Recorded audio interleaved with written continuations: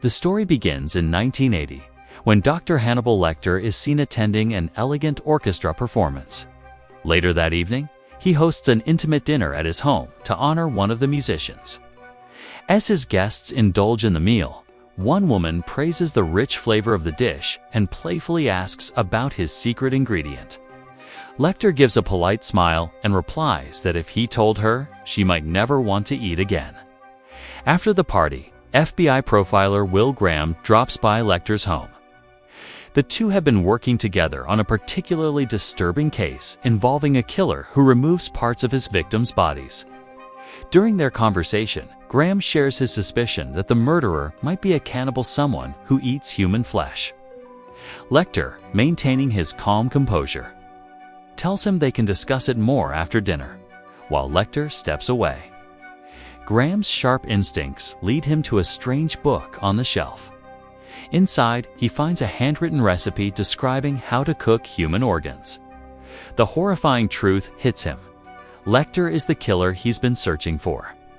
Before Graham can react, Lecter lunges forward and stabs him in the stomach. In a desperate struggle, Graham manages to shoot Lecter, leaving him unconscious. Soon after, the news breaks that Will Graham has captured the notorious Dr. Hannibal Lecter. Years pass. Graham leaves the FBI and retreats to a peaceful life with his wife and young son. But his quiet retirement is interrupted when his former boss, Jack Crawford, visits with grim news. A new murderer nicknamed the Tooth Fairy has been slaughtering entire families. The killer bites his victims and removes their eyes. Leaving behind a trail of horror, Crawford pleads for Graham's expertise in building a profile of this killer. Reluctant but unable to ignore the call of duty, Graham agrees, assuring his wife that he's only consulting for a short while. His investigation starts at the home of the first victims, the Leeds family. Inside, he notices that all the mirrors have been shattered, perhaps suggesting that the murderer cannot stand to see his reflection. As he reconstructs the crime, Graham determines that the father was killed by a knife wound, while the mother was shot. The children were then placed beside their parents, and shards of mirror were carefully positioned in their eyes. After reporting this to Crawford, Graham requests a second autopsy on Mrs. Leeds. During the procedure, the coroner finds traces of a strange powder on her thigh, evidence that the killer touched her. Later, forensic tests reveal a faint fingerprint on a piece of mirror, belonging to the man they now call the Tooth Fairy. Graham later encounters Freddie Lowndes, a tabloid journalist who had previously humiliated him in the Lecter case. He warns Freddie to stay clear of the investigation, but deep down, Graham knows he'll need help from the one man who understands killers better than anyone, Hannibal Lecter. Visiting Lecter in his cell, Graham admits he needs insight into the new murders. Lecter quickly deduces why Graham is there and mocks him for returning after all these years. Still, he agrees to review the case files and share his opinion. When Graham returns, Lecter offers a disturbing analysis. The Tooth Fairy is consumed by hatred toward women and kills during the full moon, believing that each murder transforms him into something powerful and divine. When Graham leaves the facility, Freddie Lowndes photographs him, later publishing a front-page story revealing that Graham is once again collaborating with Hannibal Lecter. Graham later re-examines the Leeds family's old home videos, then visits the Jacoby family's house, the scene of another massacre. Outside, he spots a mysterious symbol carved into a tree. The film then shifts to the killer's perspective. The Tooth Fairy, whose real name is Francis Dolarhyde, lives alone in a large, eerie mansion.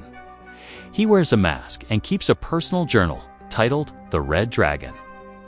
The pages reveal a past filled with trauma memories of his abusive grandmother who tormented him for his facial deformities.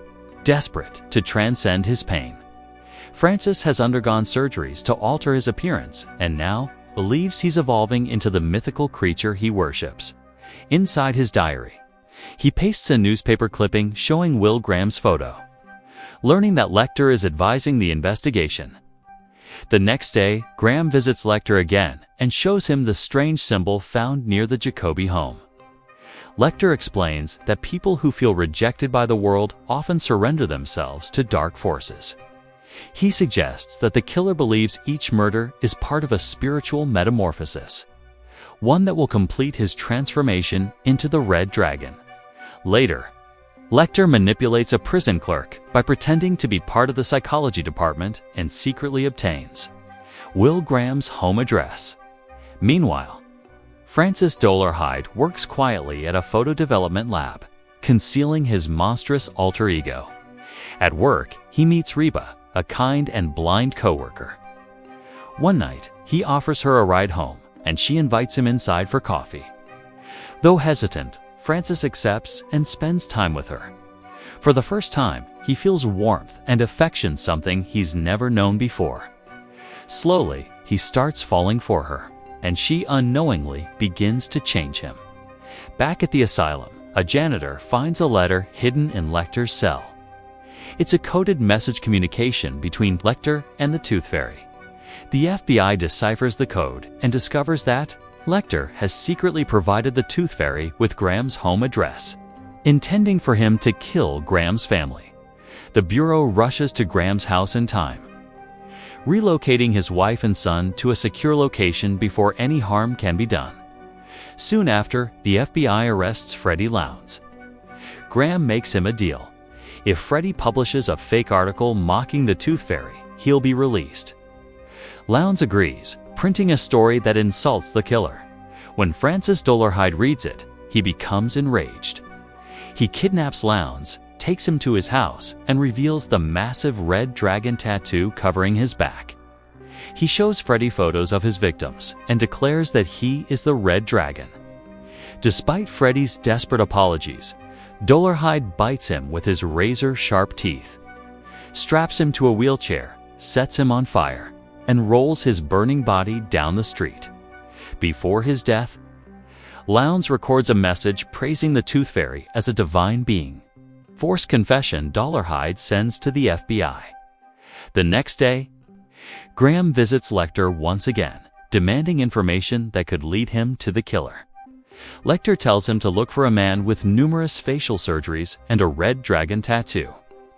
Graham presses for more details, asking how the killer chooses his victims. Lecter cryptically replies that he's already given Graham the answer, just hidden in his words. Before leaving, Lecter smugly requests a fine meal and classical music as a reward for his cooperation. Francis Dolarhyde's double life takes a new turn when he begins spending more time with Reba, his blind coworker. One evening, he accompanies her to the hospital where she volunteers, and the two grow closer. Reba feels safe and happy around him, unaware of the darkness he hides. Later, she visits his home, where they share tender moments that make Francis feel something he's never felt before. The next morning, Dolarhyde wakes up tormented by the monstrous voice inside his head, the Red Dragon, urging him to kill. Reba, torn between affection and madness. He points a gun at himself instead, desperate to silence the voice permanently. But his obsession soon takes over. Determined to destroy the beast within, he visits a museum displaying William Blake's painting, The Great Red Dragon and the Woman Clothed with the Sun. There, he murders two staff members, consumes the ancient artwork, and believes that by devouring it, he's killed the dragon inside him. For Reba's love, he wants to be reborn as something human again. Meanwhile, Will Graham uncovers a crucial lead. He learns that both murdered families had their home videos developed at the same photo lab. While Lecter indulges in fine meals and classical music, his reward for cooperating, Graham visits the lab and discovers that the employee, Francis Dolarhyde, is the elusive Tooth Fairy. Using this, the FBI locates Dolarhyde's address and prepares to raid his home. But Dolarhyde already knows he's being hunted after spotting Graham at the studio. He rushes to Reba's house and finds her with a male coworker. Enraged by jealousy, he kills the man, then chloroforms Reba, douses the place in gasoline, and sets it ablaze. Before pulling the trigger on himself, he tells her she's the only person who ever loved him. Reba regains consciousness amid the flames and finds his body nearby, assuming he took his own life. Despite her blindness, Reba crawls through the burning house and escapes just as the FBI arrives. She insists Dolarhyde shot himself before the fire. Graham comforts her, saying her love might have changed him, if only briefly. Back home, Graham enjoys peaceful days with his wife Molly and son Josh until forensic tests reveal the remains aren't Dolarhyde's. The killer is still alive. Jack Crawford calls with the news, and Graham's instincts kick in. Realizing his son is missing, he searches the house. Moments later, Crawford confirms their worst fear: Dolarhyde survived. Graham races upstairs to find the Tooth Fairy holding Josh hostage to reach the man within the monster. Graham cruelly berates Josh, triggering Dolarhyde's childhood trauma.